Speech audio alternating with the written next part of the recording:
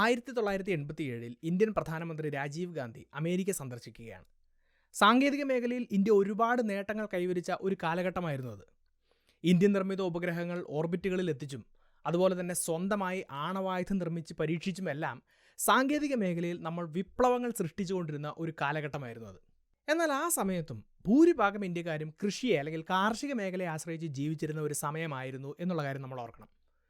അപ്പോൾ പൂർണ്ണമായും കാലാവസ്ഥയെ ആശ്രയിച്ച് മാത്രം കൃഷി ചെയ്തിരുന്ന ഇന്ത്യൻ കർഷകർക്ക് വേണ്ടി കൃത്യമായിട്ടുള്ള കാലാവസ്ഥാ പ്രവചനം അഥവാ വെതർ ഫോർകാസ്റ്റിംഗ് നടത്തുക എന്നുള്ളത് അന്നത്തെ ഗവൺമെൻറ്റിൻ്റെ വളരെ പ്രധാനപ്പെട്ട ഒരു ലക്ഷ്യമായിരുന്നു. എന്നാൽ അതിന് നമുക്ക് കാലാവസ്ഥാ ഉപഗ്രഹങ്ങൾ മാത്രം ഉണ്ടായിട്ട് കാര്യമില്ലായിരുന്നു. മറിച്ച് ആ ഉപഗ്രഹങ്ങളിൽ നിന്ന് ലഭിക്കുന്ന ഡേറ്റ ഉപയോഗിച്ച് കോടിക്കണക്കിന് കാൽക്കുലേഷൻസ് വേഗത്തിലും കൃത്യമായിട്ടും നടത്താൻ കഴിവുള്ള സൂപ്പർ കമ്പ്യൂട്ടറുകൾ വളരെ അത്യാവശ്യമായിരുന്നു. അപ്പോൾ രാജീവ് ഗാന്ധിയുടെ അമേരിക്കൻ സന്ദർശനത്തിൻ്റെ ഒരു പ്രധാനപ്പെട്ട ലക്ഷ്യം എന്ന് പറയുന്നത് അമേരിക്കൻ സൂപ്പർ കമ്പ്യൂട്ടർ മോഡലായിട്ടുള്ള ക്രേ സൂപ്പർ കമ്പ്യൂട്ടർ വില കൊടുത്ത് വാങ്ങുക എന്നുള്ളതായിരുന്നു.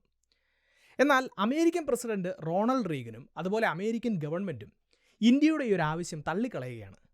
നമുക്ക് സൂപ്പർ കമ്പ്യൂട്ടറുകൾ നൽകിയാൽ അത് മിലിറ്ററി ആവശ്യങ്ങൾക്ക് വേണ്ടിയും അതുപോലെ ആയുധ നിർമ്മാണത്തിന് വേണ്ടിയും ഉപയോഗിക്കുമെന്നുള്ള ആരോപണം ഉന്നയിച്ചുകൊണ്ടാണ് അമേരിക്ക നമുക്ക് സൂപ്പർ കമ്പ്യൂട്ടർ വിൽക്കാൻ തടസ്സം നിൽക്കുന്നത്. എന്നാൽ ഏകദേശം അതേ കാലഘട്ടത്തിൽ തായ്ലൻഡ് പോലെയുള്ള പല രാജ്യങ്ങൾക്കും അമേരിക്ക ഈ കമ്പ്യൂട്ടറിൻ്റെ മോഡലുകൾ നൽകുകയും ചെയ്തിരുന്നു എന്നുള്ളത് മനസ്സിലാക്കുക. അപ്പോൾ ഇവിടെ ഇന്ത്യക്ക് വലിയൊരു നാണക്കേട് നേരിടേണ്ടി വരികയാണ് എന്ന് മാത്രമല്ല, സൂപ്പർ കമ്പ്യൂട്ടർ ഇല്ലാതെ കാലാവസ്ഥാ മേഖലയിൽ മുന്നോട്ട് പോകാൻ കഴിയാത്ത ഒരവസ്ഥയും വരികയാണ്. അപ്പോൾ ഇത്തരത്തിൽ നമ്മുടെ സാങ്കേതിക മേഖലയിൽ തളർച്ചയും തകർച്ചയും ഉണ്ടാകുമെന്ന് അമേരിക്ക ഉൾപ്പെടെയുള്ള വിദേശ രാജ്യങ്ങൾ മനക്കോട്ട കെട്ടുകയും ചെയ്യുകയാണ്. എന്നാൽ ഏതൊരു സമയത്തും ഇത്തരത്തിലുള്ള എത്ര വലിയ തടസ്സങ്ങളുണ്ടായാലും അതിനെയെല്ലാം പുഷ്പം പോലെ നേരിടുന്ന ഇന്ത്യക്കാരുടെ മനക്കരുത്ത് ലോകത്തിന് മുന്നിൽ തെളിവാക്കുന്ന മറ്റൊരവസരം മാത്രമായിട്ടാണ് നമ്മളിതിനെ കാണുന്നത്. എല്ലാവരെയും ഞെട്ടിച്ചുകൊണ്ട് വെറും 3 വർഷത്തിനുള്ളിൽ ഇന്ത്യ സ്വന്തമായി പരം 8000 എന്ന പേരിൽ ഒരു സൂപ്പർ കമ്പ്യൂട്ടർ നിർമ്മിക്കുകയും പിന്നീട് സൂപ്പർ കമ്പ്യൂട്ടർ മേഖലയിലെ ഒരു വലിയ ശക്തിയായി മാറുകയും ചെയ്തു.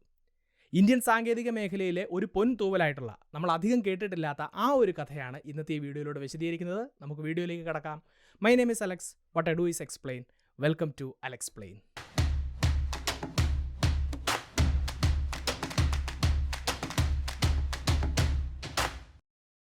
രാജീവ് ഗാന്ധി അമേരിക്കയിൽ നിന്നും തിരിച്ചു വന്ന് ഇതുമായി ബന്ധപ്പെട്ടിട്ടുള്ള പലതരത്തിലുള്ള ചർച്ചകളിൽ പങ്കെടുക്കുകയാണ്. അപ്പോൾ അദ്ദേഹത്തിൻ്റെ സയൻറ്റിഫിക് അഡ്വൈസറി കമ്മിറ്റി ഒരു കാര്യം വ്യക്തമാക്കുകയാണ്.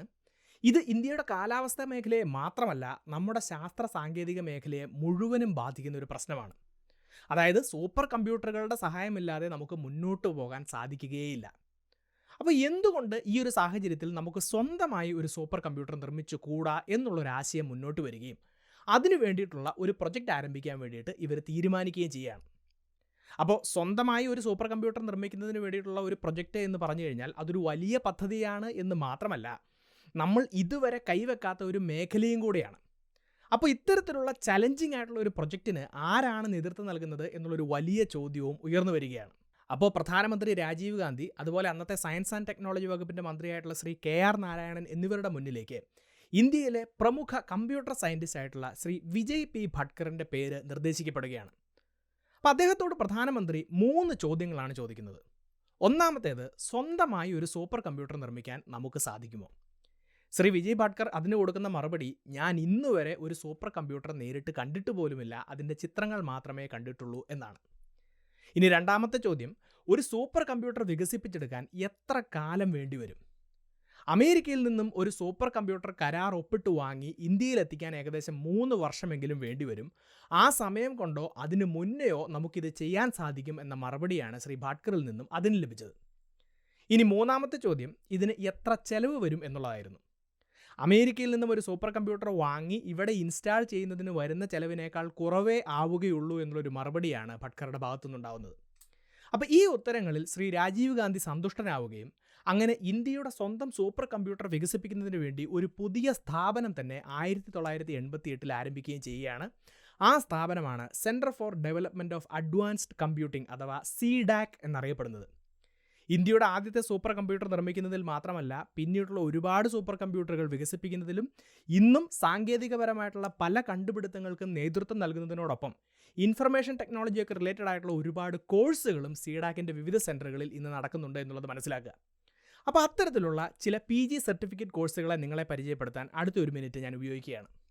ഇപ്പോൾ നോക്കിയാൽ സോഫ്റ്റ്വെയർ ഡെവലപ്മെൻറ്റിൻ്റെ എല്ലാ അടിസ്ഥാനങ്ങളും ഉൾപ്പെടുത്തിയിട്ടുള്ള നിങ്ങളെ ഒരു മികച്ച IT പ്രൊഫഷണലാക്കാൻ സഹായിക്കുന്ന PGCP ഇൻ അഡ്വാൻസ് കമ്പ്യൂട്ടിംഗ്, അതുപോലെ മുൻനിര ടെക്നോളജികളായിട്ടുള്ള ഹാഡൂപ്പ്, മാപ്രൊഡ്യൂസ് എന്നിവയിൽ നിങ്ങൾക്ക് പ്രായോഗിക പരിശീലനം നൽകുകയും അതുവഴി business analyst, data visualisation expert, data സയൻറ്റിസ്റ്റുകൾ എന്നിങ്ങനെയുള്ള ഒട്ടനേകം ഉയർന്ന പദവികളിലേക്ക് നിങ്ങളുടെ വഴി തുറക്കുകയും ചെയ്യുന്ന PGCP in big data analytics, അതോടൊപ്പം ethical hacking, network security, vulnerability analysis, cyber forensics തുടങ്ങിയ മുൻനിര വിഷയങ്ങളിൽ നിങ്ങളെ പരിശീലിപ്പിക്കുകയും സൈബർ സെക്യൂരിറ്റി മേഖലയിലെ ഉന്നത ജോലികളിലേക്ക് എത്താൻ നിങ്ങളെ സഹായിക്കുകയും ചെയ്യുന്ന PGCP in cyber security and forensics എന്നിവയാണ് പ്രധാനപ്പെട്ട കോഴ്സുകൾ. ഇപ്പോൾ നോക്കുകയാണെങ്കിൽ CDACൻ്റെ തിരുവനന്തപുരം സെൻറ്ററിൽ ഈ 3 കോഴ്സുകളും ഓൺലൈനായിട്ട് പഠിക്കാനുള്ള അവസരം നിങ്ങൾക്കുണ്ട്. മാത്രമല്ല CDACൻ്റെ കൊച്ചി സെൻറ്ററിൽ PGCP in advanced computing course ഓഫ്ലൈനായിട്ട് നിങ്ങളെ പഠിപ്പിക്കുന്നുണ്ട്. അപ്പോൾ CDACൻ്റെ ഈ കോഴ്സുകളിലേക്കുള്ള പ്രവേശനം 2026 ജനുവരി 10, 11 തീയതികളിൽ നടക്കുന്ന അഖിലേന്ത്യാ എൻട്രൻസ് പരീക്ഷയായിട്ടുള്ള CCAT മാത്രമാണ് നടക്കുന്നത്. അപ്പോൾ CCAT എക്സാമിനായിട്ടുള്ള ഓൺലൈൻ രജിസ്ട്രേഷൻ ഓൾറെഡി ആരംഭിച്ചിട്ടുണ്ട്. ഒരു കാര്യം പ്രത്യേകം ശ്രദ്ധിക്കുക, ഈ രജിസ്ട്രേഷൻ്റെ അവസാന തീയതി ഈ വരുന്ന ഡിസംബർ 29 അപ്പോൾ ഈ കോഴ്സുകളെക്കുറിച്ച് നിങ്ങൾക്ക് കൂടുതൽ അറിയാൻ താല്പര്യമുണ്ടെങ്കിൽ അതുമായി ബന്ധപ്പെട്ടിട്ടുള്ള ലിങ്കുകൾ ഞാൻ ഡിസ്ക്രിപ്ഷനിലും പിൻഡ് കമൻറ്റിലും കൊടുത്തിട്ടുണ്ട്. അത് നിങ്ങൾ തീർച്ചയായിട്ടും ചെക്കൗട്ട് ചെയ്യുക. നമുക്ക് വീഡിയോയിലേക്ക് തിരിച്ചു വരാം. അപ്പോൾ ഒരു സൂപ്പർ കമ്പ്യൂട്ടറിൻ്റെ നിർമ്മാണത്തിന് ശ്രീ വിജയ് ഭാട്കറുടെ മുന്നിൽ പല തരത്തിലുള്ള പ്രതിസന്ധികളായിരുന്നു ഉണ്ടായിരുന്നതെന്ന് കാണാം. ഇപ്പോൾ പ്രധാനമന്ത്രിക്ക് കൊടുത്തിട്ടുള്ള വാക്ക് പോലെ വെറും 3 വർഷത്തിനുള്ളിൽ ചിലവ് കുറച്ച് ഇതുവരെ കണ്ടിട്ട് പോലുമില്ലാത്ത ഒരു സൂപ്പർ കമ്പ്യൂട്ടർ വികസിപ്പിച്ചെടുക്കുക എന്നുള്ളത് വളരെ ശ്രമകരമായിട്ടുള്ള ഒരു കാര്യമാണ് എന്ന് ഞാൻ പറയാതെ തന്നെ നിങ്ങൾക്ക് മനസ്സിലാവും. ഇവിടെ ഏറ്റവും പ്രധാനപ്പെട്ട പ്രശ്നം ടെക്നോളജിയുമായി ബന്ധപ്പെട്ടതായിരുന്നു. ഇപ്പോൾ സൂപ്പർ കമ്പ്യൂട്ടറിൻ്റെ മാത്രമല്ല, അതുമായി ബന്ധപ്പെട്ടിട്ടുള്ള ഒട്ടുമിക്ക ടെക്നോളജികൾക്ക് മുകളിൽ അമേരിക്ക പല തരത്തിലുള്ള നിയന്ത്രണങ്ങളും ഏർപ്പെടുത്തിയിരുന്നു. ഇപ്പോൾ അമേരിക്കൻ സൂപ്പർ കമ്പ്യൂട്ടറുകൾ വളരെ ശക്തമായ ഒരുപാട് പണച്ചിലവുള്ള ജയന്റ് പ്രോസസ്സറുകൾ ഉപയോഗിക്കുമ്പോൾ അത്തരം പ്രോസസ്സറുകളോ ടെക്നോളജികളോ ഒന്നും നമുക്ക് ലഭ്യമായിരുന്നില്ല. അതിനെല്ലാം മുകളിൽ ഒരു എംബാർഗോ തന്നെ ഉണ്ടായിരുന്നു എന്ന് നമുക്ക് കാണാം. അതുകൊണ്ട് തന്നെ അന്ന് മാർക്കറ്റിൽ ലഭ്യമായിരുന്ന ശക്തി കുറഞ്ഞ, വിലയൊക്കെ കുറഞ്ഞ ഇൻമോസ് ട്രാൻസ്പ്യൂട്ടറുകൾ ഉപയോഗിക്കാൻ വേണ്ടിയിട്ട് ഇവർ തീരുമാനിക്കുകയാണ്. സിമ്പിളായിട്ട് പറഞ്ഞാൽ പരസ്പരം കണക്ട് ചെയ്യാൻ സാധിക്കുന്ന ശക്തി കുറഞ്ഞ ചെറിയ കമ്പ്യൂട്ടർ പ്രോസസ്സറുകളെയാണ് ഈ ട്രാൻസ്പ്യൂട്ടറുകൾ എന്ന് പറയുന്നത്. അപ്പോൾ സെക്കൻഡിൽ കോടിക്കണക്കിന് കണക്കുകൂട്ടലുകൾ നടത്താൻ സാധിക്കണമെങ്കിൽ ഇത്തരത്തിലുള്ള ഒരുപാട് ട്രാൻസ്പ്യൂട്ടറുകളെ കൃത്യമായി കണക്ട് ചെയ്ത് അല്ലെങ്കിൽ യോജിപ്പിച്ചെടുക്കണമായിരുന്നു. അപ്പോൾ അതിനു വേണ്ടിയിട്ട് പാരലൽ പ്രോസസ്സിങ്, അതുപോലെ പാരലൽ കമ്പ്യൂട്ടിംഗ് പോലെയുള്ള ടെക്നോളജികൾ ഉപയോഗിക്കാം എന്ന് ഇവർ തീരുമാനിക്കുകയാണ്. അതായത് ശക്തമായിട്ടുള്ള ഒരൊറ്റ പ്രോസസ്സർ ഉപയോഗിക്കുന്നതിന് പകരം ഒന്നിലധികം ചെറിയ പ്രോസസ്സറുകൾ ഒരേ സമയം ഉപയോഗിച്ച് കോംപ്ലക്സ് ആയിട്ടുള്ള കണക്കുകൂട്ടലുകൾ വേഗത്തിൽ നടക്കുക എന്ന് നമുക്കിവിടെ സിമ്പിളായിട്ട് പറയാൻ പറ്റും. അതുവരെ ആരും ഇത്രയും വലിയൊരു ആപ്ലിക്കേഷന് വേണ്ടി വിജയകരമായി പരീക്ഷിക്കാത്ത ഈ ഒരു മാർഗം നമ്മുടെ ആദ്യത്തെ സൂപ്പർ കമ്പ്യൂട്ടറിൻ്റെ നിർമ്മാണത്തിന് വേണ്ടി ഉപയോഗിക്കുക എന്നുള്ളത് വലിയൊരു ചലഞ്ചും അതിലും വലിയൊരു റിസ്ക്കുമായിരുന്നു എന്നുള്ളത് മനസ്സിലാക്കുക. ഇനി ഇതെല്ലാം ശരിയായി വന്ന് ഇതൊക്കെ വിജയിച്ചാലും ഇങ്ങനെയുള്ള ഒരു പുതിയ മെഷീൻ നിർമ്മിക്കുമ്പോൾ അതിന് വേണ്ടിയിട്ടുള്ള ഒരു സോഫ്റ്റ്വെയർ നിർമ്മിച്ചെടുക്കുക എന്ന് പറയുന്നതും അന്നത്തെ കാലഘട്ടത്തിലെ വളരെ വലിയൊരു പ്രശ്നമായിരുന്നു. പ്രത്യേക രീതിയിലുള്ള ഒരു പുതിയ കാറും ആ കാർ ഓടിക്കുന്നതിന് വേണ്ടി പ്രത്യേകമായിട്ടുള്ള ഒരു റോഡും ഒരേ സമയം നിർമ്മിക്കുന്നത് പോലെയാണിത്. അപ്പോൾ ഇത്രയും കേട്ടതിൽ നിന്നും ഒരു കാര്യം നിങ്ങൾക്ക് വ്യക്തമായി കാണും. നമ്മൾ നേരത്തെ നിശ്ചയിച്ച സമയത്തിനുള്ളിൽ, നിശ്ചയിച്ച ബജറ്റിനുള്ളിൽ നമ്മുടെ രാജ്യത്തിന് വേണ്ടി ഒരു സൂപ്പർ കമ്പ്യൂട്ടർ നിർമ്മിക്കണമെങ്കിൽ ഇന്ത്യയിലെ ഏറ്റവും മികച്ച കമ്പ്യൂട്ടർ എഞ്ചിനീയർമാരുടെ ഒരു കൂട്ടം തന്നെ ഈ പ്രൊജക്റ്റിൻ്റെ ഭാഗമായിട്ട് വേണം. എന്നാൽ അവിടെയും നിയമപരമായും അല്ലാതെയുമൊക്കെ ഒരുപാട് വെല്ലുവിളികൾ ഇവർക്ക് നേരിടേണ്ടി വരികയാണ്. കാരണം ഇതിൻ്റെയൊക്കെ പിന്നിൽ ധാരാളം സർക്കാർ ഉത്തരവുകളും അതുമായി ബന്ധപ്പെട്ടിട്ടുള്ള ഫയലുകളുമൊക്കെയായി ബന്ധപ്പെട്ട ഒരുപാട് കാലതാമസമുണ്ടായിരുന്നു. ശ്രീ വിജയ് ഭാട്കർ തന്നെ പറയുന്നത് ഈ പ്രൊജക്റ്റ് ആരംഭിച്ച ആദ്യത്തെ 6 മാസം ഒരൊറ്റ സ്റ്റാഫിനെ പോലും നിയമിക്കാൻ സാധിച്ചില്ല എന്നുള്ളതാണ്. എന്നാൽ ഇത്തരത്തിലുള്ള പ്രതിസന്ധികളെ തരണം ചെയ്യുമ്പോഴാണ് ഏറ്റവും മികച്ച ഫലങ്ങൾ ഉണ്ടാവുന്നത് എന്ന് അദ്ദേഹം പിന്നീട് തെളിയിക്കുന്നത് നമുക്ക് കാണാം. ഇത്തരത്തിലുള്ള എല്ലാ പ്രതിസന്ധികളെയും മറികടന്ന് CDACൻ്റെ ടീം ഇന്ത്യയുടെ ആദ്യത്തെ സൂപ്പർ കമ്പ്യൂട്ടറിൻ്റെ നിർമ്മാണവുമായി മുന്നോട്ട് പോവുകയും 1990 തന്നെ ഒരു പ്രോട്ടോടൈപ്പ് ഇതുമായി ബന്ധപ്പെട്ടിട്ട് നിർമ്മിക്കുകയും അതിന് പരം എന്ന പേര് നൽകുകയും ചെയ്യുന്നു. അപ്പോൾ നമ്മൾ നോക്കിയാൽ സംസ്കൃതത്തിൽ ഈ പരം എന്ന് പറഞ്ഞിട്ടുള്ള വാക്കിന് നമ്മൾ മലയാളത്തിൽ പരമമായ എന്നൊക്കെ പറയുന്നത് പോലെ സുപ്രീം എന്നാണ് അർത്ഥം. അപ്പോൾ ഇന്ത്യയുടെ സുപ്രീം മെഷീൻ എന്ന രീതിയിലും അതുപോലെ തന്നെ പാരലൽ മെഷീൻ എന്നതിൻ്റെ ചുരുക്കപ്പേരായിട്ടും ഈ ഒരു പേര് അംഗീകരിക്കപ്പെടുകയാണ്. എന്നാൽ പല ലോകരാജ്യങ്ങളും ഇന്ത്യയുടെ ഈ ഒരു സൂപ്പർ കമ്പ്യൂട്ടറിനെ അംഗീകരിക്കാൻ തയ്യാറാവുന്നില്ല. ഇത് ശരിക്കും ഒരു സൂപ്പർ കമ്പ്യൂട്ടറൊന്നും അല്ല എന്നും യഥാർത്ഥ സൂപ്പർ കമ്പ്യൂട്ടറുകളുടെ കമ്പ്യൂട്ടിംഗ് പവറൊന്നും ഈ രീതിയിൽ വികസിപ്പിക്കാൻ സാധിക്കുകയില്ല എന്നൊക്കെയുള്ള പല ആരോപണങ്ങളാണ് ഈ ഒരു സമയത്ത് ഉയർന്നു വരുന്നത്. അപ്പോൾ ഇത് യഥാർത്ഥത്തിൽ ഒരു സൂപ്പർ കമ്പ്യൂട്ടറാണ് എന്ന് ലോകത്തിൻ്റെ മുന്നിൽ തെളിയിക്കുക എന്നുള്ളത് മറ്റൊരു വെല്ലുവിളിയായി മാറുകയാണ്. അപ്പോൾ അതിനുവേണ്ടി ശ്രീ വിജയ് ഭട്കർ 1990 സ്വിറ്റ്സർലൻഡിലെ സൂറിച്ചിൽ നടന്ന ഒരു അന്താരാഷ്ട്ര സൂപ്പർ കമ്പ്യൂട്ടർ എക്സിബിഷനിൽ ഈ ഒരു പ്രോട്ടോടൈപ്പ് ലോകത്തിൻ്റെ മുന്നിൽ അവതരിപ്പിക്കുകയാണ്. അവിടുത്തെ വിവിധ മത്സരങ്ങളിൽ ഇന്ത്യയുടെ പരം സൂപ്പർ കമ്പ്യൂട്ടർ കൃത്യമായി അതിൻ്റെ ശക്തി വെളിപ്പെടുത്തി എന്ന് മാത്രമല്ല, ബെഞ്ച് മാർക്കിംഗ് ടെസ്റ്റുകളിൽ ലോകത്തിലെ രണ്ടാമത്തെ പവർഫുൾ സൂപ്പർ കമ്പ്യൂട്ടർ എന്ന സ്ഥാനവും ആ ഒരു സമയത്ത് പരം സ്വന്തമാക്കുകയാണ്. ഇതോടൊപ്പം മറ്റൊരു കാര്യവും കൂടെ തെളിയിക്കപ്പെടുകയാണ്. അതെന്താണെന്ന് വെച്ചാൽ 3 വർഷം മുമ്പ് ഇന്ത്യ അമേരിക്കയോട് ആവശ്യപ്പെട്ട സൂപ്പർ കമ്പ്യൂട്ടറിനേക്കാൾ 28 മടങ്ങ് ശക്തി ഇന്ത്യയുടെ പരം സൂപ്പർ കമ്പ്യൂട്ടറിനുണ്ടായിരുന്നു എന്നുള്ളതാണ്. അടുത്ത ദിവസങ്ങളിലെ അമേരിക്കൻ പത്രങ്ങളിൽ ഇതൊരു വലിയ വാർത്തയാവുകയും ചെയ്യുന്നുണ്ട്. ഇന്ത്യക്ക് സൂപ്പർ കമ്പ്യൂട്ടർ നിരസിച്ചത് എങ്ങനെയാണ് എന്നും അത് എങ്ങനെ പരം എന്ന സൂപ്പർ കമ്പ്യൂട്ടറിന് കാരണമായി എന്നൊക്കെ ഈ വാർത്തകൾ വിശദീകരിക്കുന്നത് നമുക്ക് കാണാം. പിന്നീട് നമുക്ക് തിരിഞ്ഞു നോക്കേണ്ടി വന്നിട്ടില്ല. തൊട്ടടുത്ത വർഷം തന്നെ പരം 8000 എന്ന നമ്മുടെ ആദ്യത്തെ സൂപ്പർ കമ്പ്യൂട്ടർ പൂർണ്ണമായി പ്രവർത്തനം ആരംഭിക്കുകയാണ്. അമേരിക്കൻ സൂപ്പർ കമ്പ്യൂട്ടറുകളുടെ വിലയുടെ 1/3 മാത്രമാണ് ഇത്തരം കമ്പ്യൂട്ടറുകൾ നിർമ്മിക്കാനുള്ള ചെലവായി നമുക്ക് വരുന്നത്. മാത്രമല്ല, ഈ കമ്പ്യൂട്ടറിൻ്റെ വിലക്കുറവും ഈ കമ്പ്യൂട്ടറിൻ്റെ പെർഫോമൻസും കണ്ട് ജർമ്മനി, UK, റഷ്യ തുടങ്ങിയ രാജ്യങ്ങൾ നമ്മുടെ കയ്യിൽ നിന്നും ഈ കമ്പ്യൂട്ടർ മോഡലുകൾ പിന്നീട് വാങ്ങുകയും ചെയ്യുന്നുണ്ട്.